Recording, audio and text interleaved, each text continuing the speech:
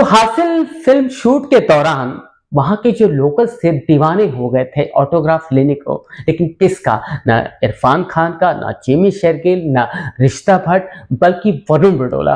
क्योंकि वो तब एक जी का कोई शो कर रहे थे, कोशिश एक आशा, जिससे वो बहुत पॉपुलर हो चुके थे, इसलिए लोग दीवाने थे, पागल थे उनके पीछे।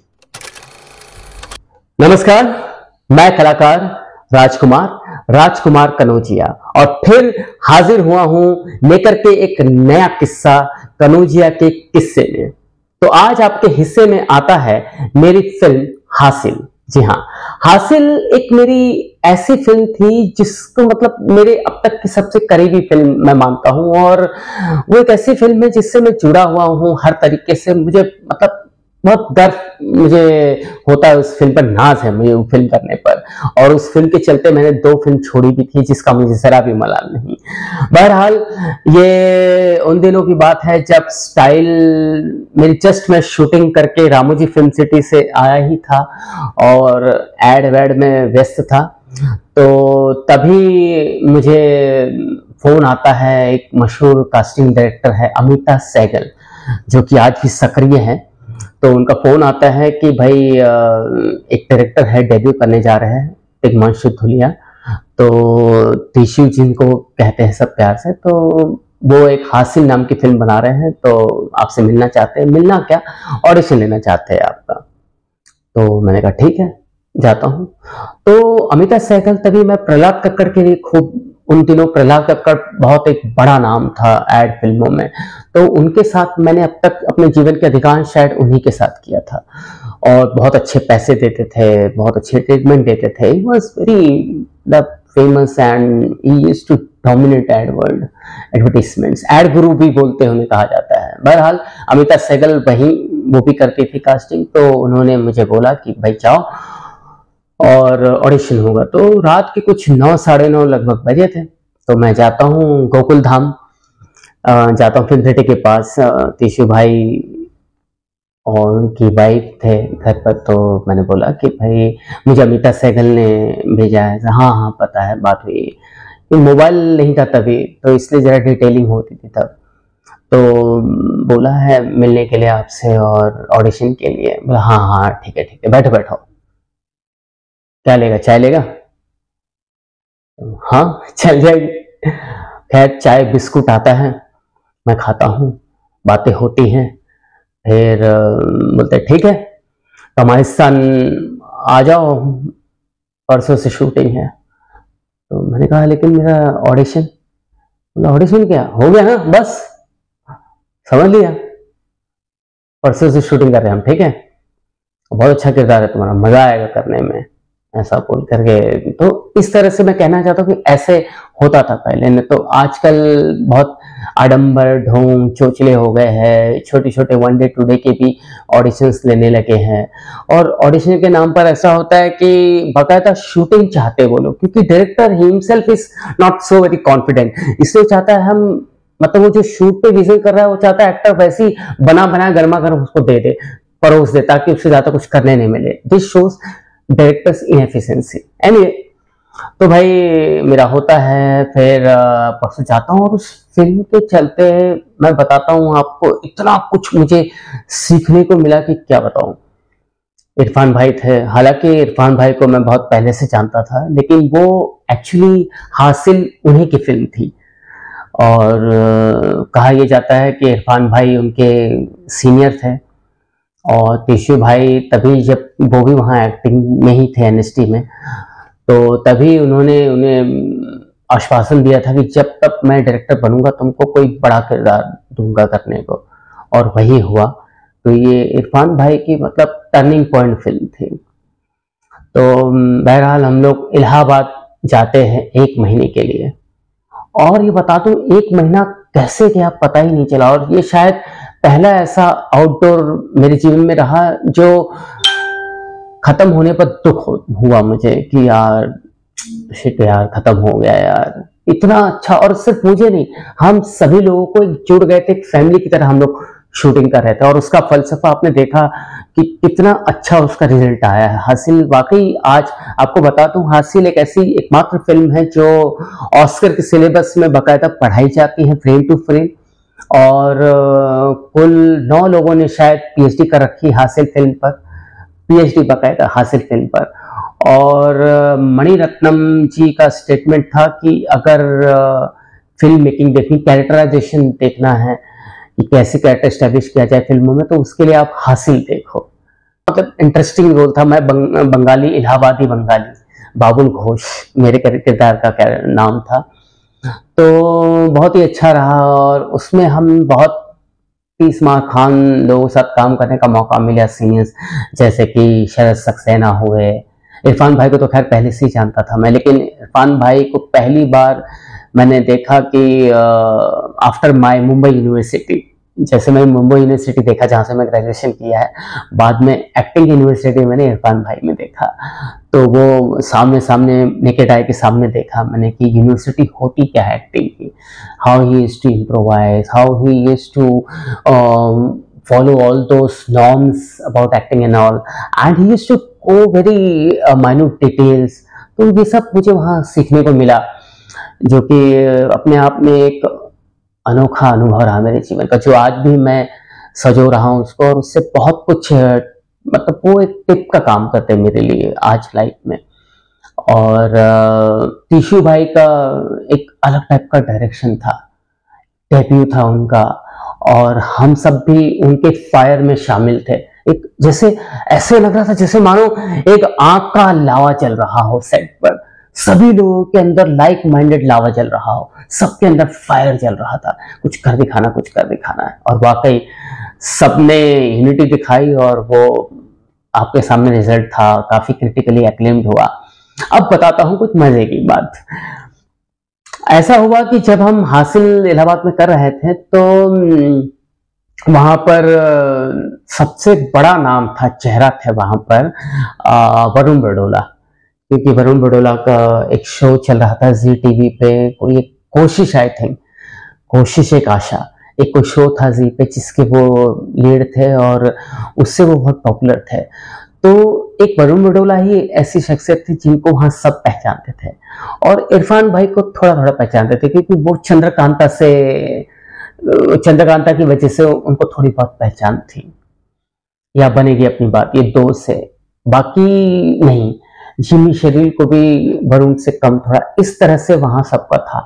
ऋषिता भट्ट थोड़ी मकबूल थी क्योंकि उनका वीडियो हिट हो गया था, आंखों में तेरा ही चेहरा। तो इस टाइप का हमने देखा कि वहां कैसे होता है, फैंस कैसे कनेक्ट करते हैं लोगों से, ये वहां देखने को मिला। जैसे कि हम सब बस इनके सामने हम लोग एक वो कैटेगरी में थे, बीच वाले कैटेगरी के थे, कि हाँ जो चेहरे से पहचाने जा रहे हो, नाम से नहीं, इस टाइप का मेरा और बाकी साथियों का था काम।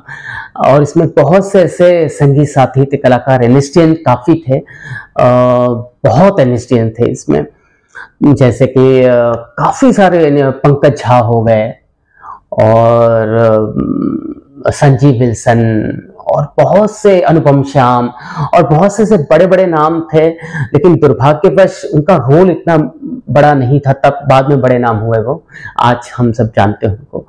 तो लेकिन फिर भी उनके सानिध्य में हमको सीखने बहुत कुछ मिला, वो एक है। और चूंकि इलाहाबाद में पहली मर्तबा शूटिंग हो रही थी, तो वहां का एक क्रेज, पागलपन देखने को मिला, एक अलग टाइप का पागलपन था। जैसे कि एक मिसाल दो, मेरा शूट चला था बाजार में, बाजार हाट था वहाँ का फेमस कोई, तो वहाँ पर जो मेरी वहाँ की लोकल थिएटर एक्टर माँ बनी थी, तो लिटरली ऑडियंस में से किसी ने कमेंट किया कि क्या माँ पाया है बे। तभी मेरी स्टाइल फिल्म में जस्ट करके हुआ था, और मेरा प्रोमो आने लगे थे, उसके खूब प्रोमो चल रहे थे, तो प्रोमो में मैं भी शामिल था, और गाने में भी मेरी एक लिपसिंग थी। स्टाइल का एक फेमस गाना था, स्टाइल में रहने का, तो उसमें मेरा एक लिपसिंग था, जो क्या था लिपसिंग, कुछ था एक गाने के बीचों बीच लॉलीपॉप में कोरियोग्राफ किया था, बड़ा तामझाम था, और मैं प्रॉपर रजिस्टर होता था मैं टीजर में, प्रोमो में। तो लिटरली मतलब इरफान खान मुझे बोलते थे तभी कि यार कनौजिया तुम तो निकल जाओगे इस फिल्म से यार, तुम तो छा गए यार, देखो स्टाइल सही है यार तुम्हारा। तुम बोले भाई मेरा कुछ नहीं इरफान भाई, आपकी निकल पड़ेगी यार, आप तो मेन लीड कर रहे हो, ऑथर दैट रोल है, आप ही की फिल्म है, तीसरी बार बना ही रहे आपके लिए, आपकी निकल पड़ेगी। तो इस टाइप का होता था और वही हुआ, उनकी निकल पड़ी और डिजर्व करते हो। और तब हाँ ये बता दूं, मैंने जब बोला उनको कि नहीं इरफान भाई आपकी निकल पड़ेगी, तो उनका जवाब रहता था कहाँ यार, ये तो बस एक ऐसे लग रहा है जैसे कि अंडरवर्ल्ड डॉन पर डॉक्यूमेंट्री फिल्म टाइप की बन रही हो, स्टूडेंट पॉलिटिक्स के ऊपर फिल्म, ऐसे वैसे। और ऐसे तो ठीक है यार, और आजकल कमर्शियल का जमाना है, मेन स्ट्रीम सिनेमा का जमाना है, इस टाइप का मतलब हास्यास्पद बातें किया करते थे। तो मतलब नहीं इरफान भाई, जिस हिसाब से आप यहाँ कर रहे हो ना, ये हर कोई नहीं कर सकता, और ये अलग टाइप का कुछ ये खेल हो रहा है, और ये खेला बाद में पता चलेगा हुआ क्या है।